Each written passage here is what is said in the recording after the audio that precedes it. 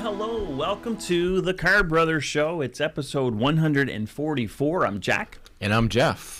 And today Jody had other engagements and appointments that he had to go to, so he is going to be very, very sorry he's missing this episode with an excellent guest. And we're very happy to have Bruce Hughes. All right, thanks. No stranger, a lot in the musical world, and you're an entertainer. Now you're an author, so we're very happy to have you, Bruce, here on the show. Oh, I've been looking forward to this one, guys. It's and I'm sorry I don't see Jody because I used to interview him like 20 years ago when he was education minister in my radio days. So wow.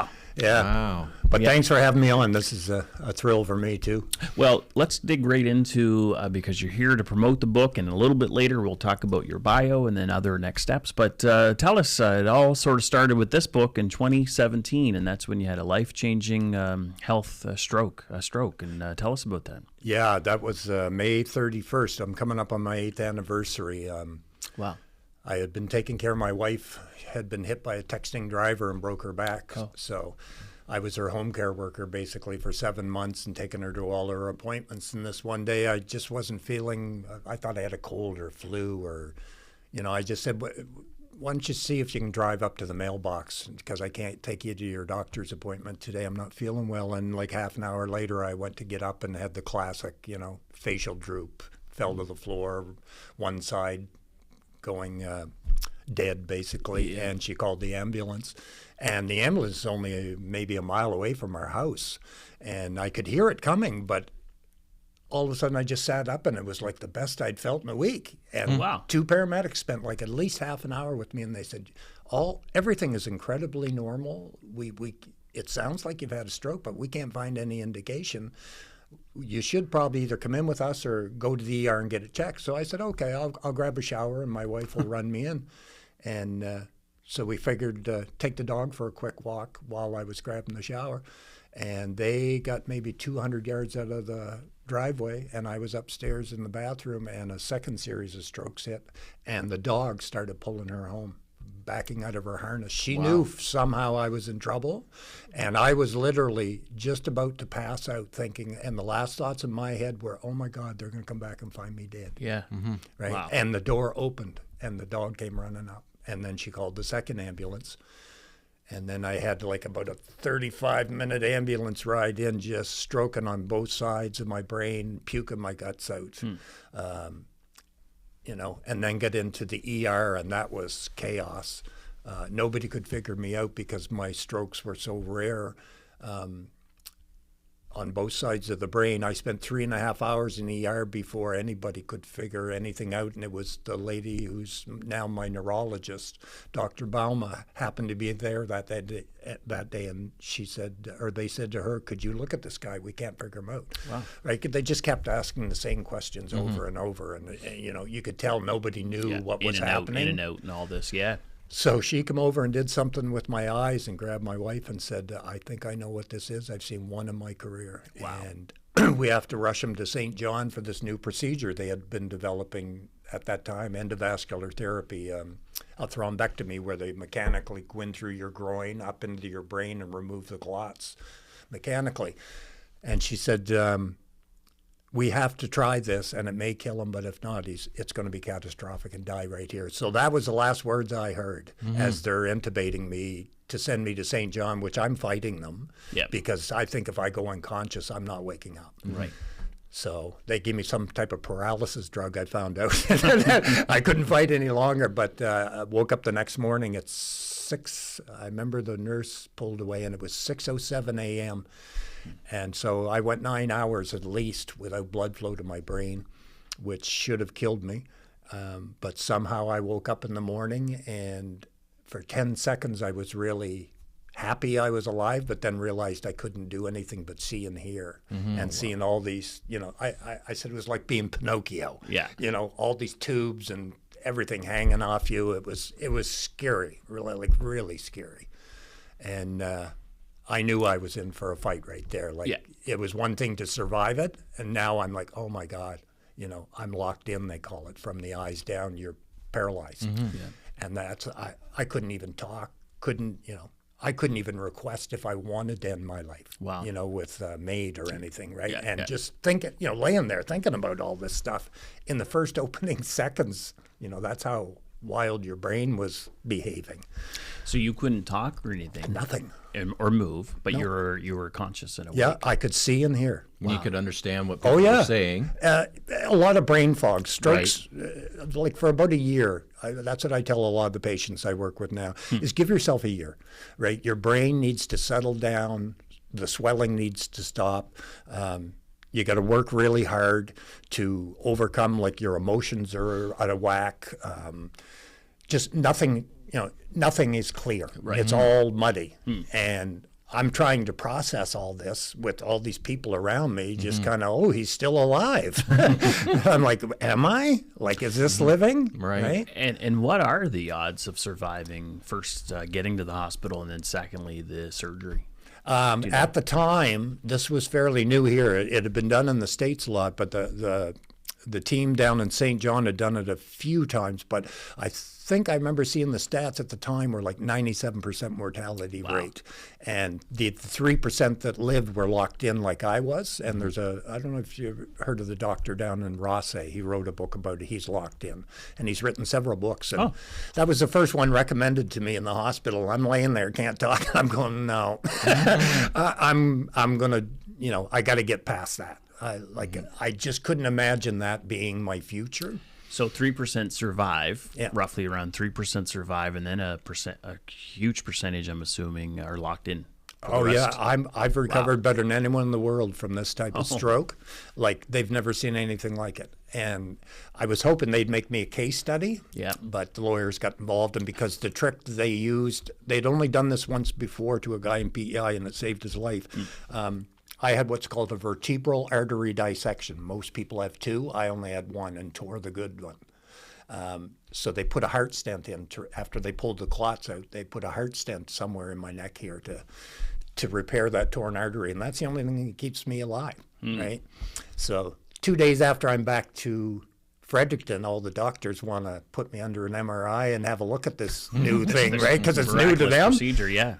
I'm being wheeled into the room, and I'm asking questions going, that's a magnet, right? Can you guarantee you're not going to dislodge that, or it's not going to pull right out of my neck, And the look on their face, I go, they haven't thought this through. So they had a consultation with the two guys that did the procedure, and two said, no, wait, and two said it's okay to do it. And I said, no, I'd rather not. Let's wait 6 weeks, let it root. 50-50 answer. Yeah. So they listened to me, and that's when I learned you better advocate. Right. Yeah. Because they don't know. And I even asked them at the time, as I found out more information about the type of stent that was in my neck, because I used to work in heat treatment and stuff, metallurgy. And I said, is it metallic and magnetic? And they said, yes. And I said, well, it had a failure rate of, I think, 1.6 to 2.1% in the first 30 days. So for the first 30 days, every time my neck hurt, I'm convinced this thing's not going to work. And I said, well, how, what if it fails? And they said, we'd put in another one. I said, how are you going to do that? And they went, oh, yeah, right, you only have one. So they would, so after they talked it over, they said, well, we'd put a smaller one inside and hopefully it would open. Yeah. Because at first they were saying they just put in another one. I go, what? You'd have to kill me. Yeah. Right? Take that one out and then put another one in and then restart me. Yeah. And I said, no, I'm not up for that. No, it doesn't sound I tried dying once. I didn't like it. Fortunately for you, you're a great troubleshooter, and you helped them through that. Yeah. Wow. I've been a troubleshooter my whole life. Well, it's a good thing you're natural at it. Exactly. All that experiences for your leading up to that helped you in 2017. How long were you sort of quote unquote locked in? Like, what was the next? My left side come back pretty good in a couple weeks, and I could start to kind of mumble some words and hum a bit within a couple weeks, and then it was down to the rehab unit and just work on physio to walk again, occupational to get my fine motor skills back, and speech therapy daily. Wow. And I tell a lot of stroke survivors the hardest things I had to do, believe it or not, was learn to talk and write again. Yeah. They were harder than learning to walk. And they didn't think I'd walk again because my knees are so bad. I was a basketball player, and I come in one Monday when I started being able to go home for a weekend every now and then, and my physiotherapist was with a doctor I had never seen, and I'm like, oh, and they're like, we need to talk, and I'm like, oh, what's going on now? And they said, you're not going to walk again unless we operate on your knees. And I said, no. I said, I just got out of bed. I've been laying there with a catheter, unable to talk. How long? A couple of weeks probably. Okay. Like not as long as most, but that's a long time to just lay in bed. And I didn't sleep, right? I had the first 5 days I never slept a wink. So And were you nervous to go to sleep? Oh, thinking terrified. You were gonna wake up, right? Okay. Like the brain fog. When I moved back to Fredericton, they put me in a ward with 3 guys in their 90s. So in my mind, I'm in the goner room. They're not expecting me to live. They're just putting me in there till I die with the rest of these guys. Yeah. And so 5 days I laid there. I refused to sleep. And they registered, I think, 10 hours of sleep in 12 days, and then moved me to rehab and said, okay, let's go to work. And that was the only, and I write about it in the book, the only bad day I really had. I was like, I'm barely surviving. I can't do any more right now, and I lost it. And I went off on my physiotherapist. Right? And she had to sit there with a big smile, and we're great friends. But that must be normal, though. I mean, to them it is. Patients so frustrated with their immobility now, and what they're used to, and now you're back at start especially one men again. Like when you're a doer, and they must and be you're ready active. for blow-ups like that. Well, they are, but I wasn't expecting it, and it because your emotions are so out of whack. When a stroke, you can cry, and 5 seconds later be angry, and 5 seconds after that be laughing your guts out, and it confuses people. Right? I mean, I've had people once. I was out on a weekend pass to our band was playing. I couldn't play, but and somebody, I was, my right leg, I had to drag it around for a few months after I got out of the hospital before it worked. And I was taking pictures, and somebody in the crowd said, who's the drunk taking pictures? And a friend of mine was there, said, you take that bat or I'll knock your block off. This guy's been through a lot. But that happens a lot. People see stroke and, they assume that they're on drugs or alcohol. Same in the yard. They kept asking it, you sure he's not on drugs? Yeah, I'm pretty sure. Yeah. Not the trip you were planning. If people don't know, they don't know, right? No. And I didn't know. A relatable story, well, sort of relatable, but it was a misconception and a misunderstanding with a friend of mine. He had some surgery on his mouth because of cancer. Yes. So he slurred his words. Yes. Got stopped by the police, and they were certain that he was impaired.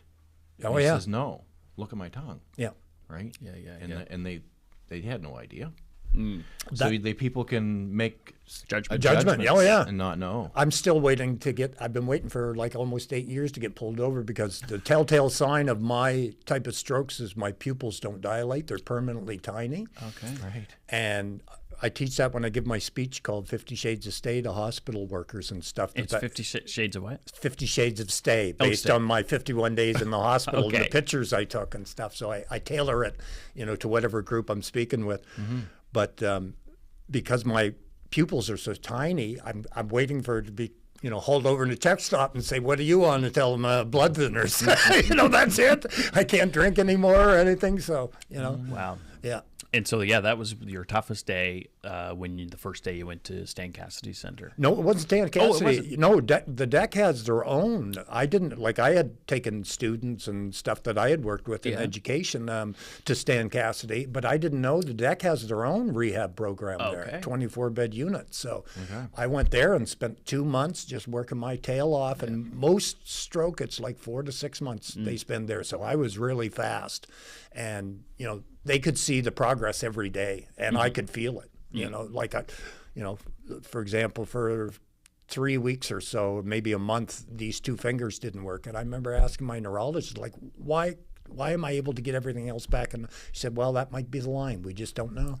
And I wasn't sleeping. So I sat up one night and pinned these 3 down and just swore at those fingers all night and talked to them. And the next day she came in to check on me and went, look what I did last night. And she's like, oh, my God. Wow. Wow. In 24 hours, I've reactivated 2 fingers. And they're still kind of numb and they don't work that well, but at least they're, I can use them again. Yeah. So neuroplasticity, right? Mind over matter. And, and that's the simple version of it. That's how you rewire your brain. And like I said earlier about I wanted, they thought I should be a case study. And then they decided not to because the stent they used in that procedure was not off the shelf. Right. So they were afraid complications, I may sue. And here I am now, better than anyone in the world, and they could have had all that data. But UNB picked me up. Did they? Yeah, and studied my brain with a bunch of others just before the pandemic. They told me we have enough, and they published the results, I think, in 2023. But they have proof that I have rewired my brain. So. And then you rewired it took you to do it. Like you had to rewire your brain by mind over matter and like affirmations or tell me about that. Well, like there's all kinds of exercises you can do to get your walking back and your fine motor skills and your speech and everything. Okay. But the whole time you have to be self-talk. Right, yep. You constantly, like repetition, re-encode. Like my background's in psychology, so I knew about re-encoding, and so that's what I would do. And there's times you feel this kind of, why are we doing this, right? But once you're through it, you go, that's why we did this. Wow. Because I was like a giant baby. Yeah, I had to learn to do everything again, and I was totally dependent on others. And for a guy that's as independent as I am, that was a hard pill to swallow. Well, and then how do you do positive self-talk and when you have all this up against you, and to do that almost every moment of the whole day? Like you got to be, and then when you want to be discouraged, and it's like you have to force yourself to be positive. You get it. Wow, how'd you do that? That was hard. When you're in the hospital in that situation, it's easy to go dark. Yeah, right? And I see a lot of people do it. You see a lot of people do it. That's why I'm there now, because I've coached at least half a dozen that were as bad as me that weren't even going to try. Right. And then I meet them and share my story with them, and it would just spark a little hope in them, right? Yeah. And get them to at least try. And at least half a dozen of them went home with their spouse and not two at home. And that's the goal. They didn't go as well as I did. They might have had to use a walker or a cane, but at least they went home with their spouse, not two at home. And that's my goal is when I work with stroke survivors now is get them back to their home. Yeah. And that's just, I don't know. That's the way I look at things. And your mind is the most powerful tool. It's more powerful than any of these computers, right? Like, I mean, if you want to use your brain for good, you can do a lot of good things with it. And you have the power you have the power with your brain to look at something positive or look at something negative, right? It's just easier to look negative. It's just human nature. It's easier for a lot of people to look at the negative, look at the downside. Yeah, and I'm self-deprecating as well. So I get it, but you can't go through nothing's easy in stroke recovery. Every stroke recovery is different. The only things I've found that are consistent are the fatigue and the brain fog. Yeah. Those are two things that never leave me. Like the brain fog has gotten better, but the fatigue does not. I have to really parse out my energy throughout the day, and it's all based on the sleep I get the night before. So I wake up in the morning knowing I'm going to have a good day or a bad day. Just by knowing. Yeah, just by how much sleep I got, because I have so many spasms in the night and stuff. I don't sleep well. So. And you detail this whole experience in your book here. Well, I tried to. Yeah. There's probably lots more that you didn't fit in that you could have put in, like a lot of detail. Oh yeah, it took me 3 years to write about 18 months. Wow. Because my brain was so messed up. I could see how bad it was, so I turned off the spell check, grammar check, all that, and I just said, just type. Right. 18 months later, I turned on the spell check, grammar check. There were 51,000 some odd words and over 250,000 errors. So that's like 5 errors per word. And took me another 18 months to edit it. And everyone said, use the spell check, grammar check. And I said, well, no, you got to, I need to rewire my brain. The only way I can do that is to physically go through it line by line, word by word. And that's what I did. Wow. And so after 3 years, I finally said, okay, now I need to give it to somebody to do a proper edit on. Wow. then I went looking for a publisher. Incredible. Well, we're gonna we'll talk more about this, the whole book process, what you had to go through, and then how to how you found a publisher, all that sort of thing, and then also how your book, it's right currently #1 in New Brunswick of all books sold, and can't wait to talk about that too, Jeff. And, I'm really excited to hear more, and to hear more about your book. You've got a few signatures inside. We want to hear about those too when we come back, and there's lots to discuss. We're going to fill this hour up pretty quickly. We may need to do a part 2 at another day. Exactly. I've heard that before. This is a great guest here, Bruce. It's inspirational, and hopefully we can reach out to maybe other stroke survivors that are watching, that are struggling, that haven't heard your story, and just anybody else that gets a little inspiration from it. So we'll be right back after these few public service announcements by CHCO TV in St. Andrews.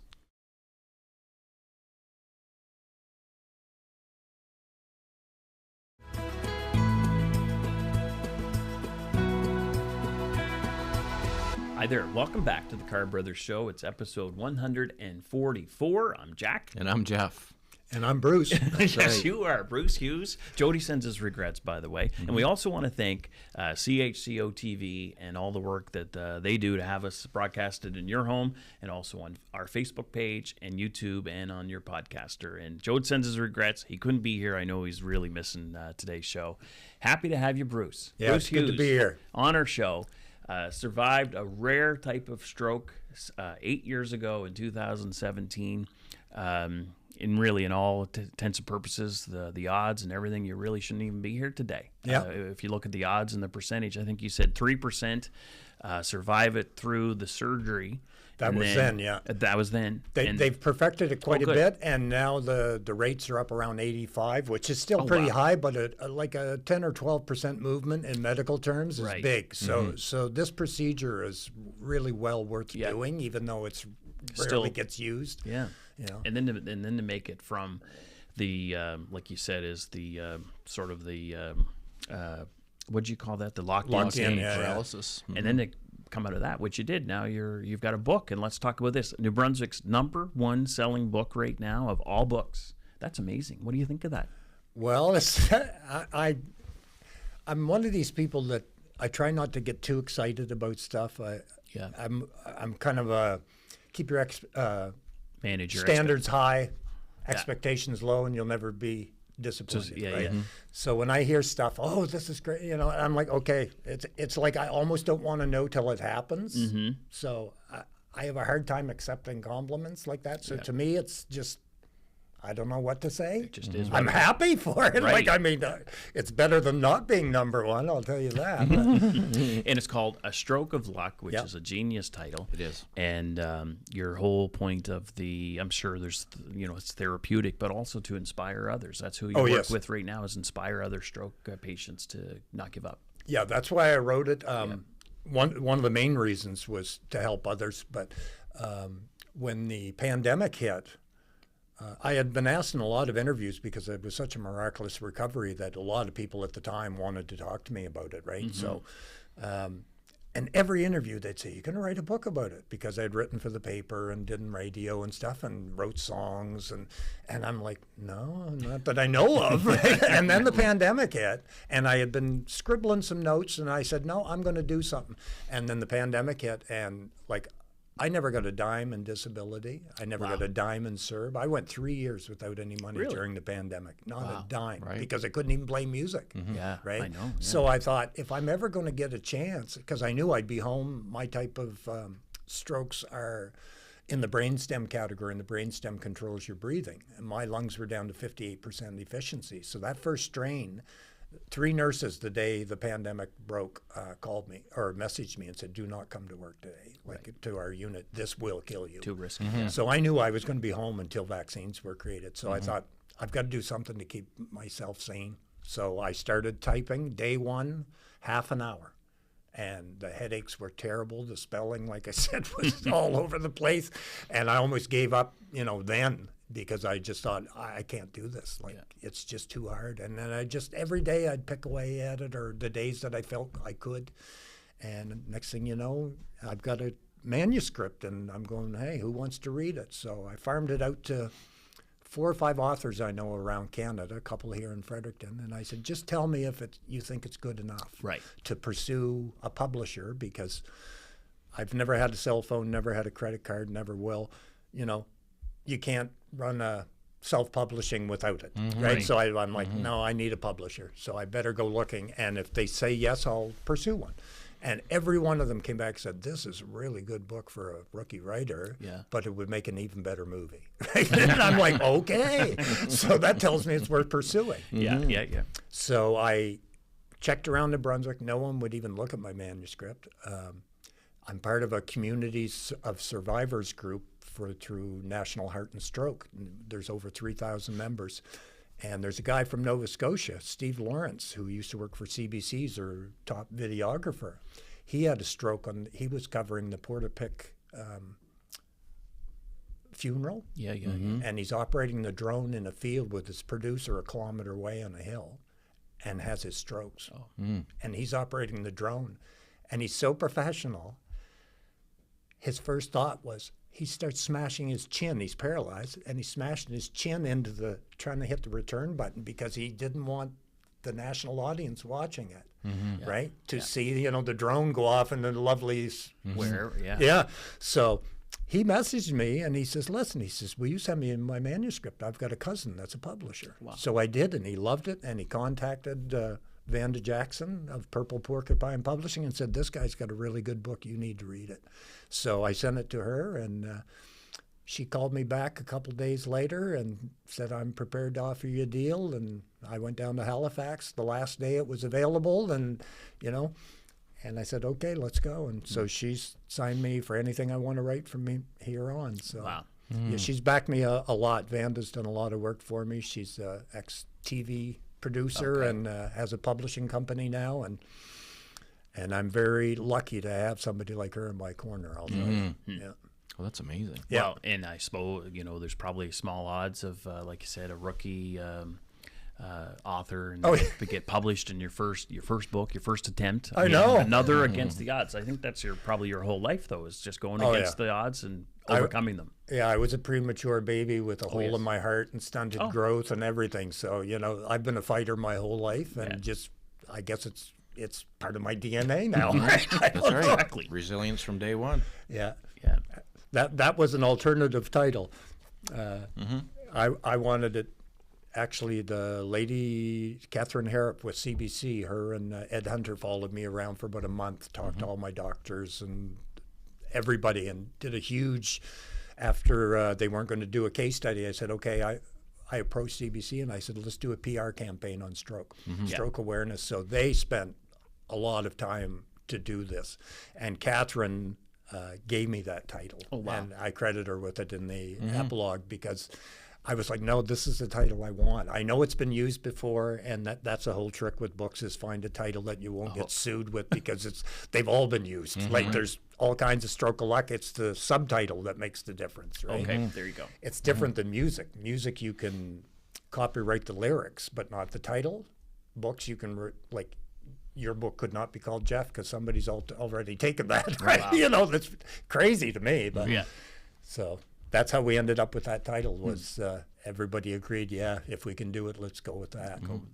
And that picture you had mentioned before we went on air was taken by my publisher at Harvest last year. And the cover was designed by a lady in Ukraine that she uses that refused to leave when they were allowed in the war. And I said, that's who I want the work to go to, is somebody like that, right? Somebody that needs it and deserves it. That's putting their life out there. It's an amazing cover. It is good. Like, when she sent it to me, I went, wow, I really like it. And I don't like a lot of pictures of myself, but I like this one. Well, and that's, let's talk a little bit about some of your other backgrounds. So there, you're playing guitar. You're in a band called The Unheard. Right. Started that one, probably 12 years ago. Bob and Vaughn and I started as 3 acoustic guitars. And we started to build a little following. We called ourselves The Unheard because we played songs or bands you've never heard of that we thought should have got more exposure. Yeah. And our favorite gigs were we'd go and no one would know a single song but loved every one we played, right? So, And then when we formed the rock band, it was just like, because we were known for being pretty, you know, like we can hear you, Noramucto. So the Unheard was kind of a tongue-in-cheek thing, so we just stayed with it. Charles Wilby on drums now. We've had him for a decade. And then Bob Fitzgerald on bass and vocals, and Vaughn Evans on guitar and vocals. Yeah, we've been together, that unit, for 10 years now, and we finally said it's time to put some of these songs out there. Like, we've probably got enough for 3 albums right now, but we just put out one last summer, had 2 top 10 hits with it. Not one festival in New Brunswick gave us a job this year, which I get. Nova Scotia is. They're all over it, but I'm like flabbergasted, you know, like music's in this weird place. No one knows what to do with it anymore, how to market it, how to sell it. You know? It's all different. And but you are getting some success with the CD, you know. We sold out all our CDs, all our albums, our merch, and all that. But we thought it would translate into more live gigs. And I guess rock just doesn't get the attention it used to. I don't understand it myself. But so I have another side project I started. I just released my first song called Bruce Hughes and the Northside Nomads, and I come up with that name because none of us are from the north, like born and raised in the north side of Fredericton, but we all live there now. And so I said, that's a perfect name. So it's more on the acoustic side, and songs I wrote years ago that, you know, I'll never use in the band. And I thought, I'll be 67 in August. And I'm like, if I don't do it now, I'm never going to get it done. Right. And some of these songs need some light. So I approached some guys I know that played bluegrass and country, and would take these songs and make them, you know, I've never done them with a band, right? So to have a full band treatment and like hear the mixes back to me is just, you know, awesome to me. That's awesome. So that you have that CD out as well, do you? No, I just released the first song. I don't even have it on the streaming platforms yet. I entered it in a chart down in the States, the East Coast Top 30, and they took it. And I'm like, oh, God, I better at least put it on YouTube or something so people can hear the song. So that's the one, because I'm friends with you on Facebook. I see that, and, you know, the East Coast music... East Coast Top 30, Top 30, and so that's the one that's got some success. Like right now it's only on YouTube, and like we debuted at number 19, so I'm like, man, I got to get this out there, but not having a credit card, how do you get, you know? Right. So I'm learning, you know, I'm an old dog, and I'm not sure I want to learn the new tricks of technology today, to be honest. It's really turning me off, but yeah, so music, that was the other thing about... when I went to the World Stroke Conference in 2018 in Montreal, all the doctors there I seeked that worked on my type of strokes, I sought them out for some counsel, you know, like for 15 minutes before they gave their speech. I'd kind of ambush them and say, hey, come talk to me. And every one of them said, you know, music should be in every therapy. Right. And they're convinced that my musical brain had a lot to do, because every time you learn a new song or write a new song, you are rewiring your brain. So my brain was used to being rewired. So they think that might have played a key role in how I was able to go through a giant gray spot in the east side and come out as good as I did. Right. So how long have you been a musician? When did you start playing? Oh, I was a late bloomer. I was my first teaching job was in northern BC in 1979 or 80, and it got dark at 3 o'clock in the afternoon, and I was like coaching 3 basketball teams, doing everything I could to stay busy, and I thought I need a hobby. And the night before I left, our car got broken into, and all my tapes got stolen and everything. So I stopped in Calgary and got 4 cassettes, and I have 1 radio station and 1 TV station. It was the year Vancouver had those ugly V's, and they made it to the finals. Right. You know, so I got to watch the Canucks twice a week and listen to 1 radio station and these 4 cassettes over and over. And I went to this little store in the town, and they had 2 guitars only in this little town. And I bought one and started teaching myself to play. Right. And I was 22 years old when I got my first guitar. Wow. Right? So I'm not a lead player, obviously, because the musical brain 14 to 18 is like key. And kids, that's why kids are such good musicians when they start young. You start later, you can still be a good musician, but you're just not going to be like, from what I've seen, because I've worked with a lot of the youth in Fredericton. I've coached a lot of kids in music, you know, getting their first bands and getting their gigs and managing, and I see when they start young, you know, the difference. So then to have the stroke, that takes all of that ability away. Oh. To not play, and you started playing because you were bored. basically, and you didn't have anything else to listen to. All your cassettes were stolen. When we say tapes stolen out of our car, that's what we mean. Cassettes, cassette tapes are 8 tracks for all you. Oh, no, I skipped the whole 8-track. For all the younger generation I didn't like that that. has no idea what a cassette tape is. But I still have a double cassette stereo at home, so that's good. I'm hanging on to it. You can't let go. Yeah. But anyway, that was your thing. Music was your thing, aside from coaching basketball and all those things. So to have that taken away from you. Because your stroke, I mean, you must have thought about it every day. Oh, I was like, it bothered me so much that my occupational therapist said, okay, bring it in. Like once I was starting to be able to talk and my left arm was working. Bring your guitar in. Yeah. So my wife brought it in on a Monday and I sat down. I couldn't even I took it out of the box with one hand and put it on my lap and I couldn't even get my shoulder over it. Like that was about as much. And I just assumed I'd be able to, and I was so, like, that was probably the only time I got depressed that day. I thought, I am never going to be able to play again, and what am I going to do with the rest of my life, and about a week went by, and the occupational therapist came in, and she could tell I was depressed about it, and I had kind of had a bad week that week. I wasn't trying as hard as I had been because it was a setback, and that happens. But she came in, and I couldn't hold anything yet, like a shaker egg or anything in my hand. But she took 2 little, and I've still got it. I should have brought it today. I usually do 2 little plastic medicine cups, disposable ones, and took some dried rice and electrical tape and made this little tiny shaker about this big and jammed it in between my finger and thumb. And I just heard that, and my rhythm brain.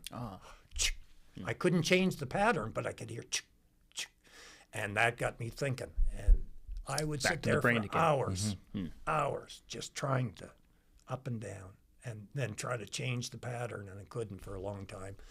And when before I could even talk, I would hum because a lot of stroke survivors are very monotone, and I knew if I wanted to get back into music, I would have to be able to sing, so I would have to change my voice, and I would just change your inflection. And then when I could talk a little bit, I would sing along to the radio in the morning and stuff, and talk to whoever was taking my order that day. Just talk to me. Like I've got to get this back. So it's just. You got to really be self-motivated. Yeah, exactly. You really got to, and innovative too, to even know to put that little invent that shaker, and put that in your fingers, and then just. Because they had a whole grab box of stuff for me to use, but there was nothing like that in it. And I looked through, and I'm going, "There's nothing in here that's going to help me play music." And they had me. 3 times they had me sign up. They had a little woodworking course, build a birdhouse or whatever, just to, for your fine motor skills. I'm going, I used to build my own furniture. I was out there, rubbing out with the heel of my hand 3 times in a row my name off the board. And they went, oh, he really doesn't want to do this. I said, my guitar's made of wood. Bring me that. Right? And that's how that started. Well, that's something else, Bruce. What a great story. I know Jeff's the same. As you just get emotional thinking about putting ourselves in your position, and we're not in your position, but just hearing this and the emotion that's going through us, and I can only imagine the emotion going through you, as you mentioned. When you read the book called Stroke of Luck, you're going to experience, readers will experience those emotions, those ups, those downs, the advancements, the setbacks, and all of those things, and it's quite a roller coaster. It is, and I designed it that way. I wanted people laughing, crying, learning something, education. And I tell people it's a short read, but it's a really intense ride. Keep some tissues handy. And I've had several guys come up and say, I'm not going to lie, I cried. So that's a good thing. So it does. So we are going to take a small break, but I just want to read what's on the back of your bookmark that you've given us. It says, Bruce's powerful, miraculous stroke recovery story will have you cheering through the tears and laughter. And it also has some contact information that we will actually address and get to in the last segment. We wanted to also talk about your inside of your book here, if that's something we want to talk about, and why it means so much to you to do that step. So we'll be back after a few public service announcements from CHCO, and you won't want to miss the last segment of the show.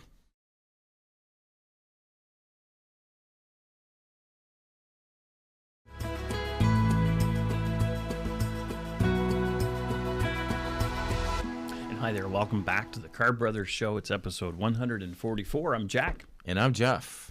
And we're very, very happy, pleased. It's inspirational to have Bruce Hughes with us.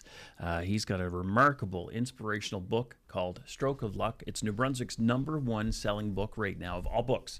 And so this has just been a great experience to hear about Bruce having a stroke 8 years ago. Many doctor didn't even know if he would even survive, and let alone be able to recover and go through rehab and everything like that. And it's just so great to have you here, Bruce, and telling us about your story. It's when people read the book, they're going to laugh, they're going to cry, and everything else in between. Well, that was the plan. Yeah. You know, I just figured it was time to get this story out there. It was kind of a local story and local legend, so to speak, with a lot of people I know and my work at the hospital. I'm the patient experience advisor for therapeutic services. So I go in every Tuesday and work with stroke survivors in the rehab unit and the acute unit where they're first brought into, and, you know, tell them my story. And that way, when they transition to the rehab unit, they have a familiar face and they know I've been through what they've been through. Lived experience is so important in stroke recovery. And then I just, like I say, I just figured it was time to write a book about it and, you know, answer those questions of, are you going to write a book? I thought, okay, I will. So I did, and I'm really happy with it. This is my personal copy. It was mailed to me on a Thursday, and the next day a friend from Ottawa is showing me a cell phone. He goes, "Isn't this your book?" I said, "What? They're already, you know, on the shelves." And it wasn't supposed to be released till April 15th, but there were so many pre-orders that they released it early, and it's been doing really well. But this particular copy, this is your personal copy. I don't know if you can see it here on your we can see it. Screen. So tell us about that a little bit. All the signatures. Yes. My goal is to all the nurses, doctors, therapists, you know, orderlies, everybody that helped me in this journey, track them down and have them sign it, plus all the people I have worked with since I've become the PEA in those units. Wow. And I have probably close to 100 signatures already, and still need a few more. But the front the front's pretty full. People are starting to sign it where they find themselves in the book now. And I guess I do have a back cover I can use. So, but yeah, that's this means a great deal to me, and then I will donate this copy to the rehab unit for future patients to read or their families to read, and hopefully spark some hope for them to, you know, give it your all in your recovery, because there's no guarantees, except if you don't work as hard as you can, you're probably not going to go home. Wow, and it's quite a message, because it takes resilience, it takes a positive attitude, and it can do. And you're a demonstration of that, and then provide some hope and inspiration to others. And like you said, the message is they still have to put in the work themselves too, right? Oh, yes, and it's hard work. If you know anyone that's been through stroke rehab, it is grueling. It takes a long time, repetitive re-encode, just constant doing things you used to do naturally. In sports, we call it muscle memory. Yeah, muscle memory. If you want to throw that pitch, you got to practice that over and over and over, muscle memory. But you're relearning your muscles. Yeah. And that actually, I'm glad you brought that up, because that came into play once I did start playing guitar. My left hand remembered what to do. It was my right hand I had to totally retrain. Oh, wow. And I couldn't hold a pick. I can't finger pick anymore. I can't play lead because my brain can't process fast enough. Yeah. I can strum. The last 3 recording sessions, the engineer who was ever doing the recording all said, "You're playing an eighth of a second behind the beat." And I'm going, but my brain thinks I'm in time. Right. So the band has just gotten used to it. But I'm always just a fraction behind. And it's a technique they use in vocals. Like you'll do your first vocal track, and then the second vocal track, they delay it an eighth, so it sounds fuller. Okay. But I'm doing it with my instrument, which is you're not supposed to do, apparently, but I do it. Yeah, so innovative. And your medical team and all of them, you've gotten as many signatures and as possible, and I guess it's like family. They're like family. They didn't give up on you either, did they? Oh God, no. These people are like my soul sisters and brothers now. I see them every week at the hospital. I'm part of the team. I go to a lot of conferences and speak, or just to be there for that lived experience. I have a skill set that nobody at the hospital has. big time doctors up there are like, would you come counsel a patient, because might help. Because you've got something I don't. I have a degree in this. I'm a doctor, but I don't have what you have. And that's the lived experience. So just to be part of a team like that, and when I was first offered the position, I didn't know what to think of it because I had always worked in schools with kids and a lot of at-risk kids and a lot of hardship cases. But I thought, no. And then I got thinking, I said, it's just a different group you're counseling, right? And it's people my age and older that I know. And we're going through strokes and heart attacks. Probably everyone everyone knows somebody in their family these days, right, that's going through it. So I thought, this is the time to do it.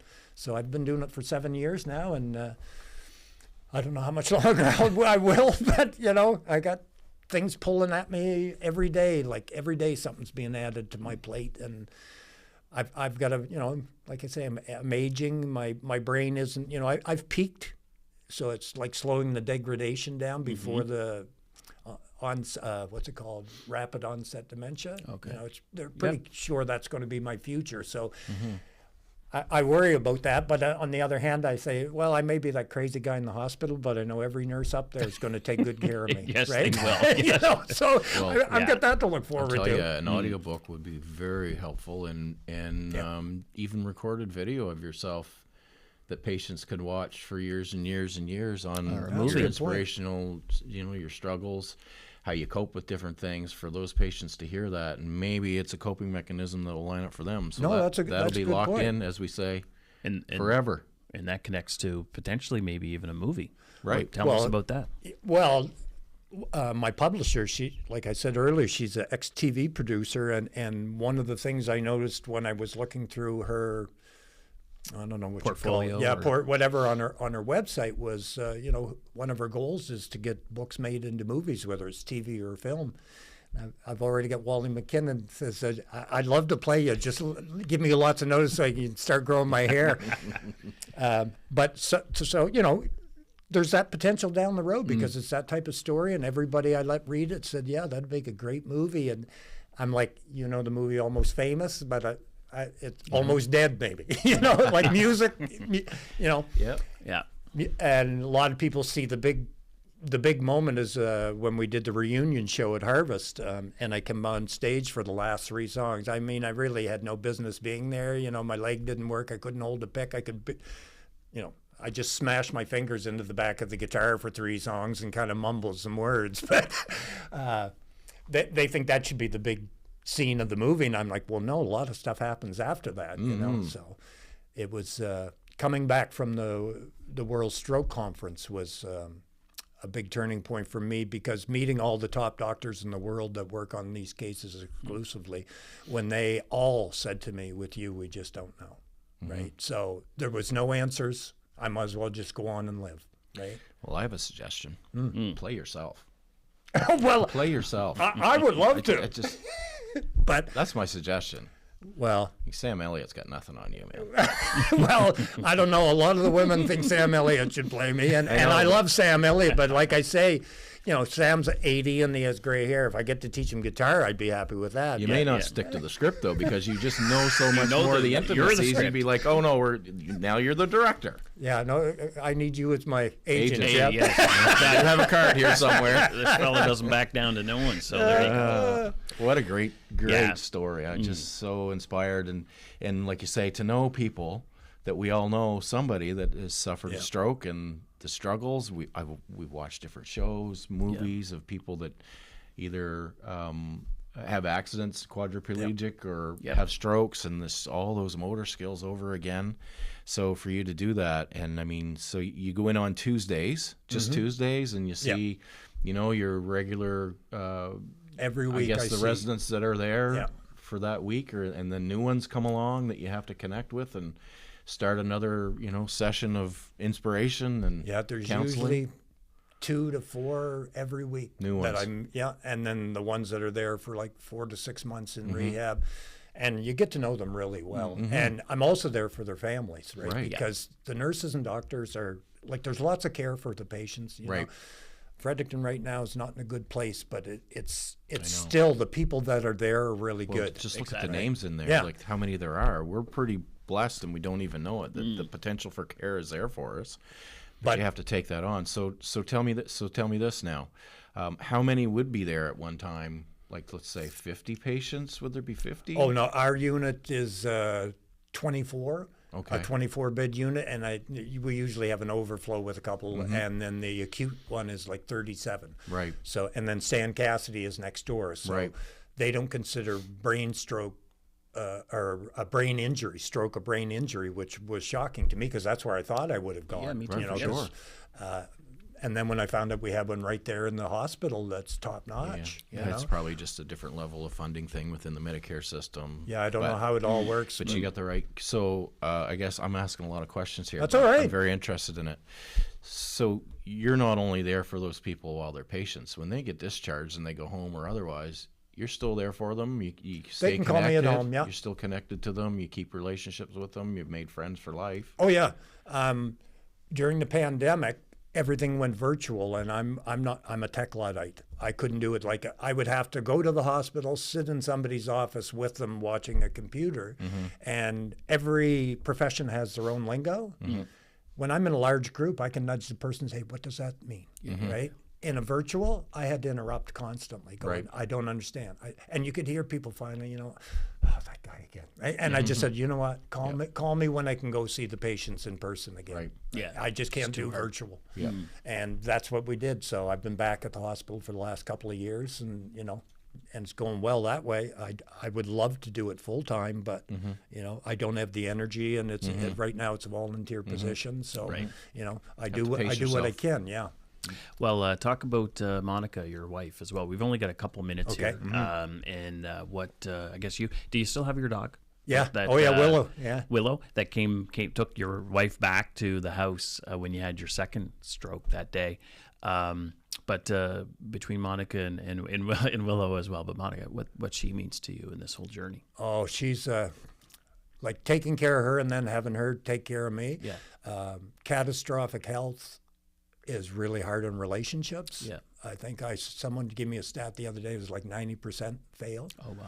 And I'm not, we just had our 44th anniversary, and the first 35 were a breeze. In the last 9, we've lost 3 of our parents, 2 of my brothers, her broken back, my strokes, lost our house in the pandemic. Yeah. Right. The pandemic was the easiest. Right. Believe it or not, I hear people gripe about that, and I just want to slap them. Right. After, if you can, I don't know anyone who's been through as much crap as I have in the last decade and still can come out trying to be positive, laugh, play some music. Like, don't take life too serious. And you probably don't really tolerate people that have sort of a light complaints about things, everyday things that people tend to complain about.